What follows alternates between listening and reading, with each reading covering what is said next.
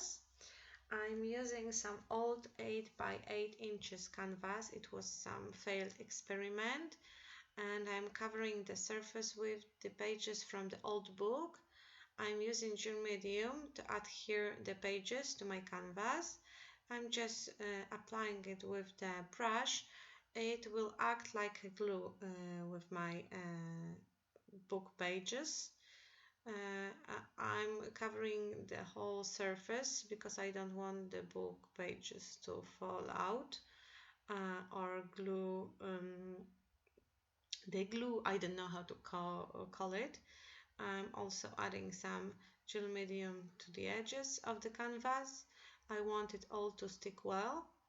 And now it's time to apply a gesso. I'm using very thick gesso because I don't want the old pages be the main theme of my background. I still want the letters to be a little bit visible, but I don't want all this vintage look on my page. Well, in the final effect I just added this vintage look, but well. Now I'm just making composition on my page. I'm using some old cardboard to add dimension. As you could see, it was not a good idea to apply the glue on the thin paper. Now I'm just a smarter person and I will apply it on the cardboard and then attach it to the paper. And this is the base of my composition. It will be behind my picture. And now I'm trying to incorporate those clock faces. I don't know, maybe clock faces from Melissa Francis. I'm also adding a cardboard under my picture because I want it to pop from my page. I'm trying various types of composition. As you can see, I marked the lines and cut a piece of my clock face, but because I didn't want it to be behind my picture.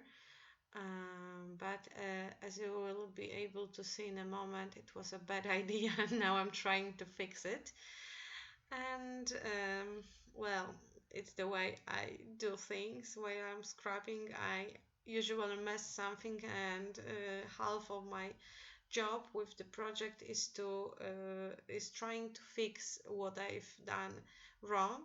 Now I will just glue the clock face to the canvas, and I will add the missing part too, and I will not touch it anymore. I will glue the picture on the clock face by adding a little bit of cardboard to lift the other side where there is no wood veneer. And now I'm just gluing the picture because I didn't want to make something wrong again.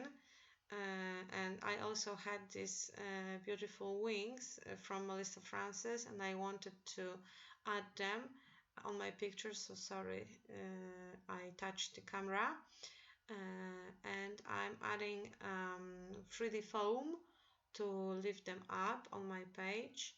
And now I am using some crate paper chipboards. Those are open book, or I am not sure. Maybe they are not open book, maybe they are note and things, maybe.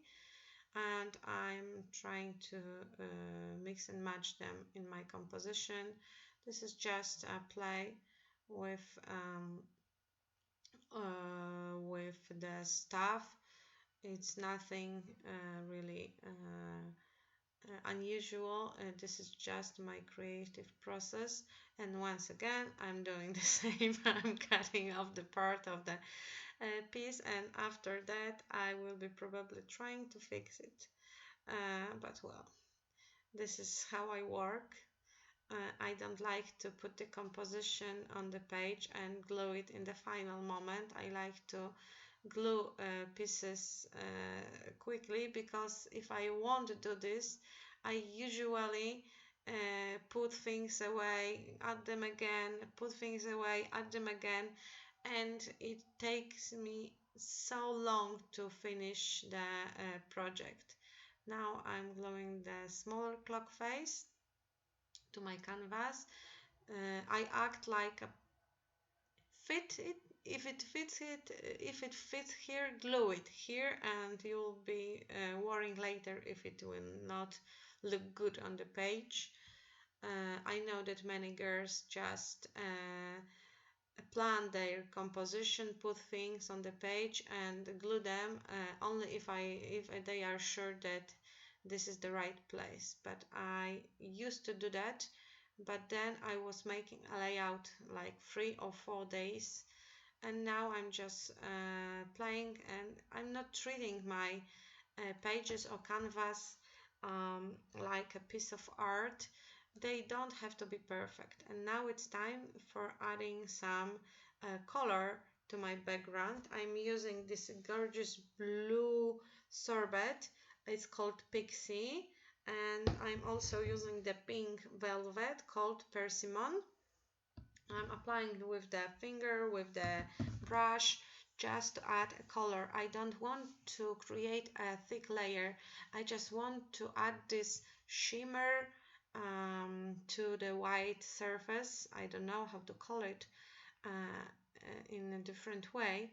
As you can see, I'm adding a bigger amount. I'm using my finger to smear it over the background, because I just want to achieve this light effect of the color on my page. And I'm applying the Pixie velvet, and after that I will apply the persimmon, no, it was Pixie sorbet, and now I'm applying persimmon velvet. Velvet has matte finish, and Pixie, as the sorbet paint, it has this glossy finish, and it also has some glitter inside. It's one of my favorite sorbets from Art Anthology, and I'm still playing with the color. It might be boring for you, but I decided to show you the whole process because I've thought that maybe it will be useful for you to see how long it takes me. I tried it with the heat gun, and now I'm trying to achieve this vintage look by adding the chocolate sorbet.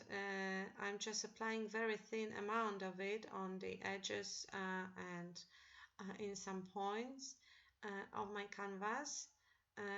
As I said, I don't want to cover my background. I just want to add the shimmer and this thin layer of color. I want it to be a transparent one, so the colors from the behind would be visible too. I'm just trying to achieve this vintage look right now by adding the chocolate sorbet. I'm also adding gold metal effect paint with my fingers, because I want all of it to shimmer a little, because the gold metal effect is in a quite nice gold color, and it has this glossy finish, and it also is quite transparent. If you apply a lot of it, it won't cover the colors under this medium. And now I'm using stencil from Art Anthology. It's one of my favorite. I like stencils with the small designs. I cannot work with the bigger ones and with some drawings like flowers and so on. I'm just adding the Pixie sorbet paint through the stencil, and now it's time to add more elements for my composition. I'm using a gauze, I don't know how to call it, it's some medical supply, you put it on the wound, and I'm just stirring it in my fingers because I want it to look how to describe it, to look more messy on my page. and I'm using hot glue gun, so be careful with that, because you will lose your thumbprints.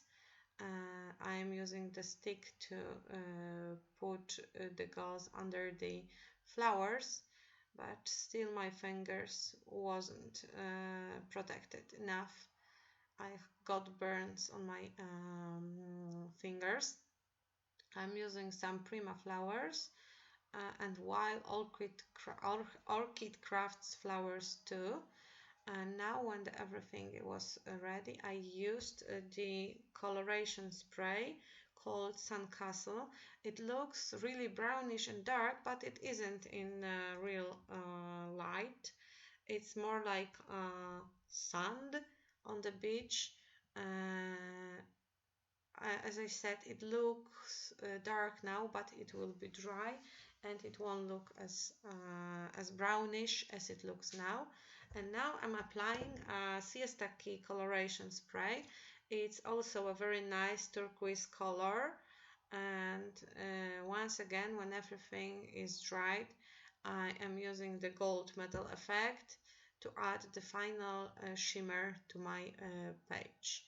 This is the last step, and after that everything will be finished.